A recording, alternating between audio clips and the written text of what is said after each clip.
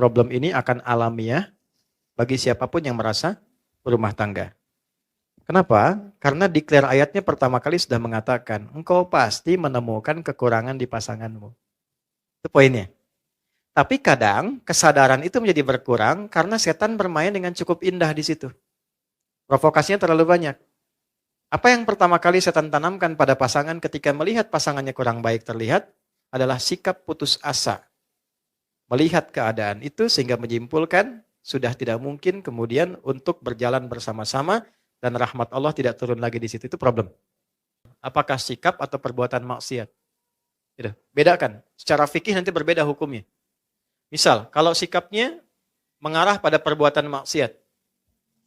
Dia nggak mau sholat, sering mabuk, ya, sering mengonsumsi hal yang dilarang dan sebagainya, berpengaruh buruk pada anak, pada ini dan sebagainya, dan bisa membawa. Dan sudah berulang kali diingatkan, diminta, dibawa, sulit dan sebagainya. Ya, mau direhab dan sebagainya, sulit misalnya dan seterusnya. Nah, sementara pengaruh-pengaruhnya tetap kuat dalam kehidupan keluarga dan bisa menjauhkan yang paling utama adalah ya dari ketaatan kepada Allah Subhanahu wa taala. Ayat 34, ayat 35 memberikan jalan keluar. 1. Dari komunikasi fa'idhuhunna. 2. Wahjuruhunna fil madaji. Mengecek cintanya masih ada atau enggak. Pisah dulu. Dari pisah tempat tidur, pisah ruangan, sampai yang satu dulu ke rumah ibunya atau ke bapaknya. Untuk ngecek ada kepedulian enggak? Tanya enggak? Kan? Masih peduli enggak? Dan seterusnya. Enggak ada sama sekali, tetap larut dalam perbuatannya. Masuk yang kedua. Ayat 35. Fa in khiftum shiqaqa bainihima fab'athu hakaman min ahli wa hakaman min ahliha. Kalau enggak bisa sendirian menyelesaikan, maka cari ruang kepada pihak yang ketiga. Pertama paling dekat keluarga, wali dulu. Kalau enggak ketemu, yang disepakati oleh keduanya, yang dipercaya.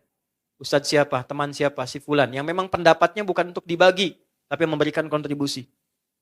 Enggak ketemu di sini, masih belum berubah dari maksiatnya, naik ke sini puncaknya. Sudah dengan keluarga bertemu, nggak bisa berubah, nggak bisa apa, tetap jauh, tetap menjauhkan juga dari Allah, maka muncul yang terakhir. Skema tolak. Ditolak pun ada tahapan, nggak bisa langsung tolak.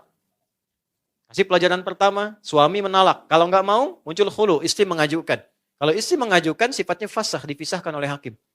Ya, dipisahkan ini nggak seperti talak yang biasa. Kalau yang biasa, rujuk sekali, memperbaiki. Itu rujuk itu jangan dipandang rujuk, nggak begitu. Ya, 3 kali suci itu diberi jeda. Supaya berpikir. Jadi spirit tolak awalnya bukan memisahkan. Awalnya menyatukan. Sehingga diberi jeda. Coba 3 kali suci. Berpikir enggak, berpikir enggak, berpikir enggak. Awalnya tolak itu turun untuk menyatukan. Bukan memisahkan. Tapi ketika ini bengal tidak berubah misalnya. Tetap dalam konteks maksiatnya. Maka muncullah perpisahan.